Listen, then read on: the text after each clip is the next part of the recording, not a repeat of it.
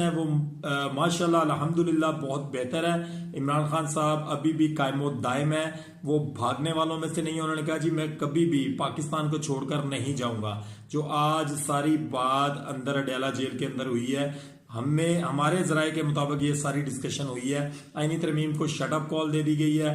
अभी जो जनाब ये अली मीन गंडापुर साहब ने किया था डी चौक में पहुंचने के लिए, उसके ऊपर कोई बात नहीं हो सकी।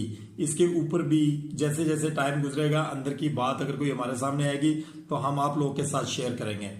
अब आपको ये बताते हैं कि ये इमरान खान साहब के बाद बैरिस्टर गौहर और इनकी टीम ने मुलाकात की है रिहाइश गाह के ऊपर मौलाना फजलुर रहमान साहब के साथ। मौलाना फजलुर रहमान साहब को इन्होंने क्लियर कट ये कहा है कि हम लोग आप लोगों के मसब्दे के ऊपर जाने के लिए तैयार हैं, लेकिन सबसे पहले फिल फॉर गवर्नमेंट जो है वो नोटिफिकेशन जारी करे।